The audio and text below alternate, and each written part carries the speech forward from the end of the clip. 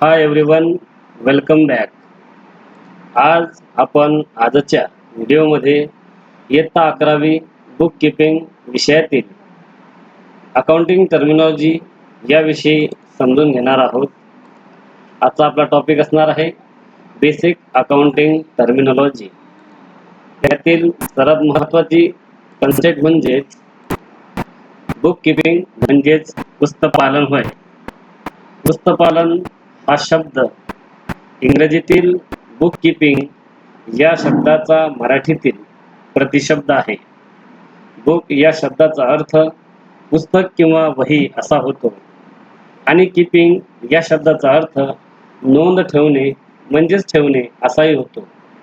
यावरून बुक कीपिंगचा शब्दशः अर्थ पुस्तकात नोंदी करून ठेवणे असा होतो.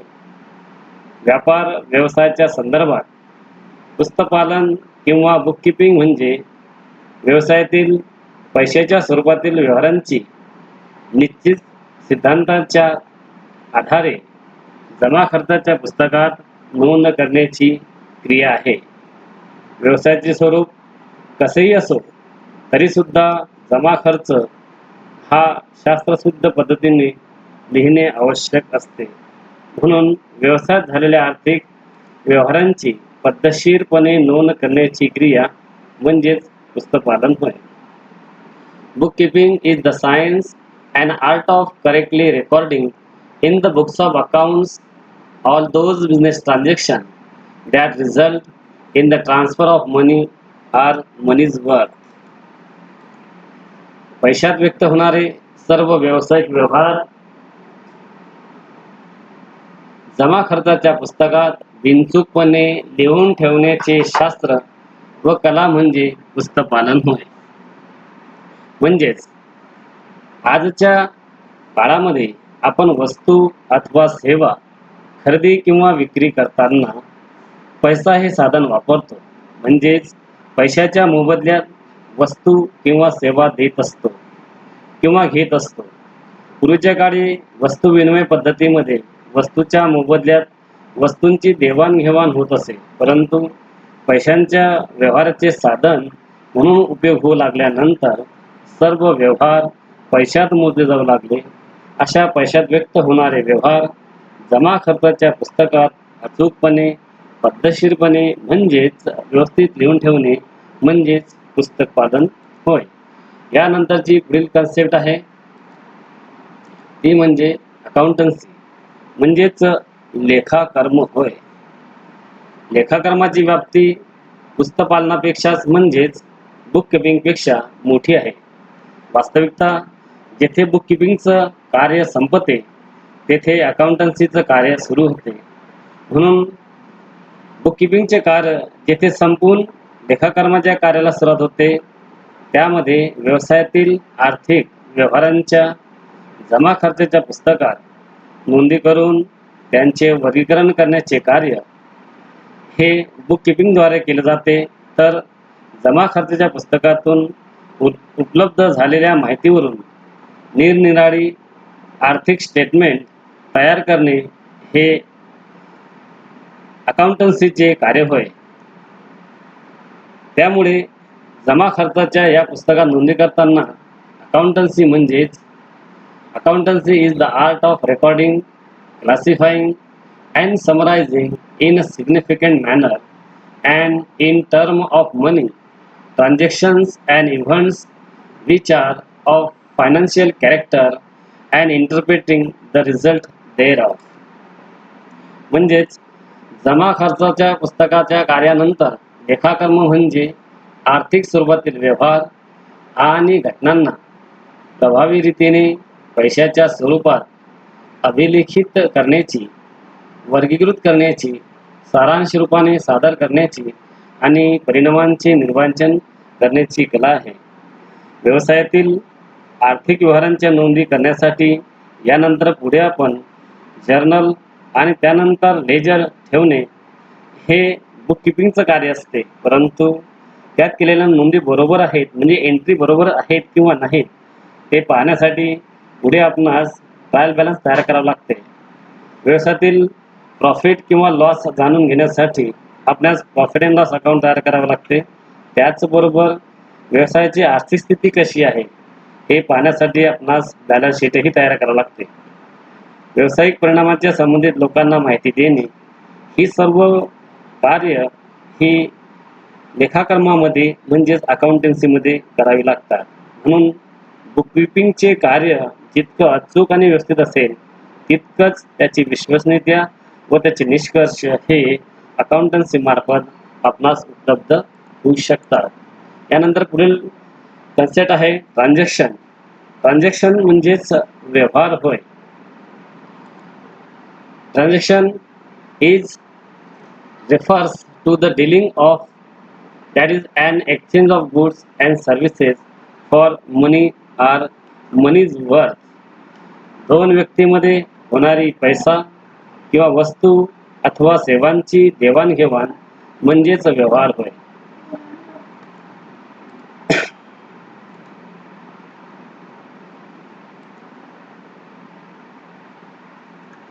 यामध्ये दोन व्यक्तीमध्ये होणारी पैसा किंवा वस्तू अथवा सेवांची देवाणघेवाणीचा अर्थ आपणास असं सांगता येईल की पैशाच्या माध्यमातून व्यवसायाकरिता मालाची खरेदी करणे, मालाची विक्री करणे, ॲसेट्स परचेस करणे, नोकर असतील त्यांना पगार देणे, व्याजाने पैसा घेतला असेल तर व्याज किंवा कमिशन रूपाने उत्पन्न देणे किंवा मिळवणे यामध्ये अभिप्रेत असते.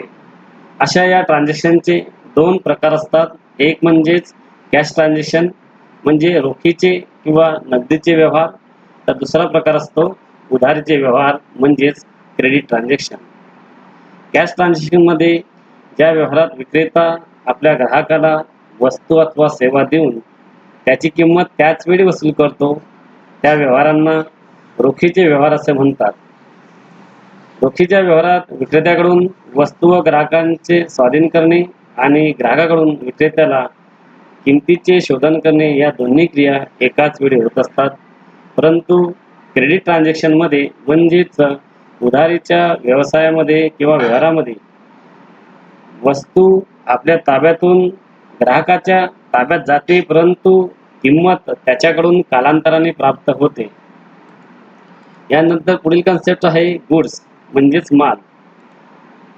Any commodity or article in which businessman regularly deals in or carries on trade is called goods. म्हणजेच नफा कमवण्याच्या उद्देशाने व्यापारासाठी म्हणजेच विक्रीसाठी ज्या वस्तूची खरेदी अथवा निर्मिती करण्यात येते त्या वस्तूंना व्यापारी वस्तू असे म्हणतात. उदाहरणार्थ फर्निचरच्या दुकानातील फर्निचर तसेच पंख्यांच्या दुकानातील पंखे हे व्यापारी वस्तू ठरतात. परंतु फर्निचरच्या दुकानातील पंखे आणि पंख्याच्या दुकानातील फर्निचर त्यांच्या दृष्टीने मात्र संपत्ती ठरत असतात. आपण इथे पाहू शकतो की नफा कमवण्याच्या उद्देशाने व्यापारासाठी ज्या वस्तूची खरेदी अथवा निर्मिती करण्यात येते त्या वस्तूंना व्यापारी वस्तू अथवा माल म्हणतात. पुस्तक दुकानदाराच्या दृष्टिकोनातून पुस्तकं ह्या गुड्स आहेत. कापड दुकानदाराच्या दृष्टिकोनातून कापड ह्या गुड्स आहेत. घड्याळ दुकानदाराच्या दृष्टिकोनातून घड्याळ ह्या गुड्स आहेत.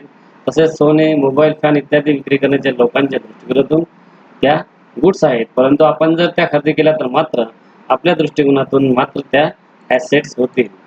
पुढील कन्सेप्ट आहे कॅपिटल. कॅपिटल म्हणजेच भांडवल होय. कोणताही व्यवसाय सुरू करण्यासाठी सुरुवातीला व्यवसायाच्या मालकाला व्यवसायामध्ये अनेक प्रकारच्या वस्तू आणाव्या लागतात. त्याशिवाय त्या व्यवसायाची सुरुवात होत नाही. कॅपिटल म्हणजेच the amount of money or money's worth, that is machinery, furniture, building, cash etc. Invested by the owner or businessman in his business. व्यापार सुरू करण्यासाठी जो पैसा, यंत्रसामुग्री, फर्निचर, इमारत इत्यादी व्यापारात गुंतवतो त्यास भांडवल असे म्हणतात. It means that capital is the initial investment that is made by the owner in the business. Drawing म्हणजे उचल करणे. The amount either in cash or in kind withdrawn from the business by the businessman for his personal or private use. जेव्हा व्यापाऱ्याने खाजगी खर्चासाठी व्यापारातून पैसा काढून घेतला असेल किंवा माल काढून घरी वापरला असेल तर अशा प्रकारच्या क्रियेला आपण ड्रॉविंग असं म्हणतो. प्रॉफिट म्हणजेच नफा होय. Excess of income over expenses, thus profit is equal to income minus expenses. खरेदी किमतीपेक्षा विक्री किंमत जेव्हा जास्त असते तेव्हा आपल्या व्यवसायाला नफा होतो. समजा 100 रुपयाची वस्तू खरेदी केली असेल आणि ती जर आपण 120 रुपयाला विकली तर आपल्याला 20 रुपये एवढा नफा होईल. याच्या अपोजिट कन्सेप्ट आहे ती म्हणजे लॉस, तोटा. यामध्ये loss means excess of expenses over income. Loss is a negative profit. जेव्हा खरेदी किमतीपेक्षा विक्री किंमत कमी असेल तर आपणास तोटा होतो. एखादी वस्तू 100 रुपयाला खरेदी केली असेल आणि ती नाईलाजाने का असेना जर ती 80 रुपयाला विकावी लागली तर आपल्याला प्रति नगामागे 20 रुपये हे नुकसान म्हणजेच तोटा सहन करावा लागेल. त्यानंतर आहे ॲसेट्स, संपत्ती किंवा मालमत्ता. Property of any type of description owned and possessed by the businesses is known as assets. Assets are required or purchased for the purpose of their use in the business operations and are not intended for sale with a view to earn profit. Assets are classified as fixed asset, current asset, tangible assets and intangible asset. व्यापार संचालनासाठी आवश्यक असलेल्या व्यापाराच्या मालकीच्या सर्व दृश्य, टिकाऊ व वास्तविक स्वरूपात असणाऱ्या वस्तूंना मालमत्ता असं म्हणतात. या वस्तू विक्री करण्याच्या हेतूने खरेदी केलेल्या नसतात तर दीर्घकाळापर्यंत व्यापारात वापरण्यासाठी खरेदी केलेल्या असतात. उदाहरणार्थ कापड दुकानातील फर्निचर, पंखे इत्यादी कापड दुकानाची मालमत्ता समजण्यास येईल. यानंतर पुढील कन्सेप्ट आहे लायबिलिटीज, देयता म्हणजेच कर्ज. Liabilities are the total amount of debt or obligations that a business unit has to pay or fulfill in future. In other words, liabilities are the total amount owned by the businesses to other persons, means outsider persons. Liabilities are also classified in short-term liabilities and long-term liabilities. व्यापाराच्या संचालनासाठी म्हणजेच व्यवसाय चालवण्यासाठी भांडवल कमी पडल्यास बऱ्याचदा आपल्याला म्हणजे व्यापाराला बँका किंवा इतर संस्थांकडून कर्ज घ्यावे लागते. पैशाअभावी बरेचदा उधारीवर मालाची खरेदी करावी लागते. काही वेळेला कर्मचारी जे आपल्या व्यवसायात काम करतात त्यांचा पगार किंवा मजुरी देणे हे बाकी राहून जाते. हे सर्व रक्कम व्यापारी इतर लोकांना म्हणजे संबंधितांना, उदाहरणार्थ एखाद्या बँकेकडून कर्ज घेत असेल तर बँकेला, एखाद्या व्यक्तीकडून कर्ज घेत असेल तर त्या व्यक्तीला, कर्मचाऱ्यांचे पगार द्यायचे बाकी असतील ते कर्मचारी यांना ते पैसे देणे लागतात. म्हणून त्याला देयता किंवा देणीच म्हणजेच कर्ज असं म्हणतात. यातून पुढील कन्सेप्ट आहे डेटर्स म्हणजेच देणेकरी किंवा ऋणको. Debtors refers to a person, party, entity from whom money or money's worth is receivable by a business enterprises. Debtors are the current assets of the business organization. व्यापाराला ज्या व्यक्ती अथवा संस्थांकडून पैसे घेणे असतात अशा सर्व व्यक्ती व संस्थांना त्या व्यापाराचे देणेकरी असं म्हणतात. क्रेडिटर्स म्हणजेच धनको होय. Creditors refers to a person, party or entity to whom money or money's worth is payable by business enterprises.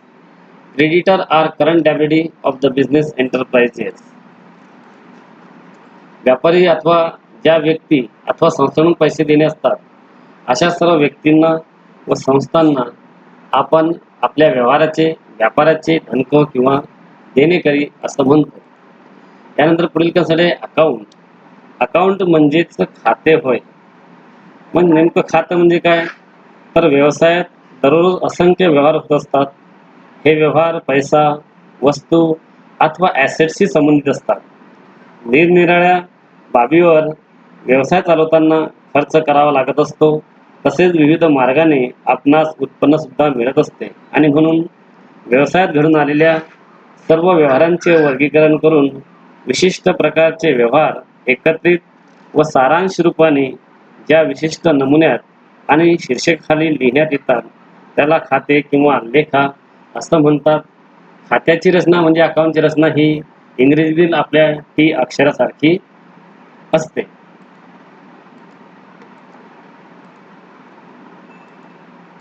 त्यानंतर पुढील कन्सेप्ट आहे पर्सनल अकाउंट. पर्सनल अकाउंट म्हणजे वैयक्तिक खाते. व्यापाऱ्यांचे इतर व्यक्ती, व्यापारी व संस्थेशी होणारे व्यवहार लिहिण्यासाठी जी खाती उघडण्यात येतात त्यांना वैयक्तिक खाती असे म्हणतात. उदाहरणार्थ निलेशचा अकाउंट असेल, सुरेशचा अकाउंट असेल, बँक ऑफ इंडियाचं असेल, स्टेट बँक ऑफ इंडियाचं खातं असेल, इतर कोणत्याही संस्था अथवा व्यक्तीच्या अकाउंटला आपण पर्सनल अकाउंट असं म्हणतो. दुसरी कन्सेप्ट आहे रिअल अकाउंट म्हणजे संपत्तीचे अकाउंट. संपत्तीचे अकाउंटमध्ये आपण त्याला वास्तविक अकाउंट असे म्हणू शकतो. रोकड वस्तू आणि मालमत्तेची होणारी नोंद ठेवण्यासाठी आपणास ही खाती ओपन करावी लागतात. यामध्ये खरं पाहिलं तर 3 उपप्रकार पडतात. एक म्हणजे कॅश अकाउंट, दुसरं म्हणजे गुड्स अकाउंट आणि तिसरं म्हणजे प्रॉपर्टी अकाउंट. यामध्ये पैशांचा देवाणघेवाण करण्यासाठी आपणास कॅश अकाउंटची आवश्यकता असते. ज्या वस्तू व सेवांची आपण खरेदी विक्री करतो त्याचे व्यवहार नोंदवण्यासाठी आपणास गुड्स अकाउंट लागत असते. आणि मालमत्तेच्या खाते म्हणजेच प्रॉपर्टी अकाउंट्समध्ये आपल्याला विक्री न करण्याच्या उद्देशाने खरेदी केलेल्या वस्तूंना संपत्ती किंवा मालमत्ता असं म्हणतो, असं आपण मगाशी बघितलं होतं. त्यावर व्यापार सुरळीतपणे चालवण्याकरिता संपत्तीची खरेदी केली जाते. उदाहरणार्थ आपण फर्निचर खरेदी करतो, इमारत खरेदी करतो, यंत्रसामुग्री खरेदी करतो. अशा प्रकारचे संपत्तीचे व्यवहार नोंदवण्यासाठी आपण प्रॉपर्टी अकाउंट ओपन करत असतो. त्यानंतर पुढील कन्सेप्ट आहे नॉमिनल अकाउंट म्हणजे नामधारी. या खात्यांना आपण अभिहित लेखी असेही म्हणतो. व्यापारामध्ये खर्च, उत्पन्न तसेच लाभ, हानी इत्यादीची नोंद करण्यासाठी या खाती उघडण्यात येतात. त्यांना आपण नामधारी खाते असं म्हणतो. व्यापार व्यवसाय चालवण्यासाठी अनेक प्रकारचे खर्च करावे लागतात. उदाहरणार्थ वेजेस, रेंट, ॲडव्हर्टाइजमेंट इत्यादी. तसेच वेगवेगळ्या साधनातून उत्पन्नही मिळते. उदाहरणार्थ इंटरेस्ट, रेंट, कमिशन इत्यादी. या संबंधित सर्व अकाउंट यामध्ये ओपन करावे लागतात. त्यांना आपण नॉमिनल अकाउंट असं म्हणतो. डेबिट. डेबिट म्हणजे डावे बाजू. आपण जेव्हा अकाउंट तयार करणार टी शेपमध्ये तेव्हा त्याच्या उजव्या बाजूला आपण डेबिट बाजू म्हणणार, तर त्याच्या डाव्या बाजूला आपण जमा बाजू म्हणजेच क्रेडिट बाजू असं म्हणणार. डेबिट बाजूला आपण DR तर क्रेडिट बाजूला आपण CR हा शॉर्टकट वापरत असतो. Bad date. बॅड डेट म्हणजे बुडीत रक्कम. एखाद्या व्यक्तीला किंवा संस्थेला आपण उधार माल अथवा पैसे दिले असतील, परंतु वारंवार मागणी करूनही ते पैसे जर मिळत नसतील तर ते पैसे आपणास मिळत नाही असा आपला समज होतो. या समजेतून आपल्याला तो पैसा सोडून द्यावा लागतो. असे इतरांकडून घेण्यास रक्कम जर डुबते त्यास बुडीत रक्कम असं म्हणतात. इन्कम. इन्कम म्हणजे प्राप्ती. आता यात उत्पन्न हा समावेश होईल. त्यानंतर पुढील कन्सेप्ट एक्सपेन्सेस खर्च. एंट्री म्हणजे नोंद करणे. आपण मगाशी त्याविषयी बघितलं होतं की व्यावसायिक व्यवहार आपणास नोंद करून ठेवावे लागतात. डिव्हिडंड म्हणजे लाभांश, बिल्डिंग म्हणजे इमारत, ऑन क्रेडिट म्हणजे उधार, ऑन कॅश म्हणजे नगदी, अमाऊंट म्हणजे रक्कम, फ्रॉम म्हणजे च्याकडून, टू म्हणजे ला, रिसिव्ड म्हणजे मिळाले, पेड म्हणजे रक्कम दिली, कॅश म्हणजे रोख रक्कम किंवा नकद होय, सेल्स म्हणजे विक्री करणे, सोल्ड हा सेलचा V2 आहे, वस्तू विक्री केली, परचेज म्हणजे खरेदी करणे, परचेज्ड म्हणजे खरेदी केली, सॅलरी म्हणजे पगार, रेंट म्हणजे भाडे, कमिशन म्हणजे दलाली, डिस्काउंट म्हणजे सूट किंवा कसर, इंटरेस्ट म्हणजे व्याज. तर मित्रांनो, अशा पद्धतीने अकाउंट विषय समजून घेण्यासाठी अकाउंटमधील काही शब्दांचा अर्थ आपणास माहीत असणे आवश्यक असते. प्रत्येक विषयाची एक स्वतःची भाषा असते आणि त्या भाषेमध्ये त्याचे स्वतःचे काही शब्द असतात. ते शब्द जर आपण समजून घेतले तरच आपल्याला त्या विषयाचं छानपैकी किंवा अचूक असं आकलन होते. तर आशा करतो विद्यार्थी मित्रांनो या आपणास या संज्ञा संबंधी असतील. व्हिडिओ आवडला असेल तर लाईक करा, सबस्क्राईब करा. धन्यवाद.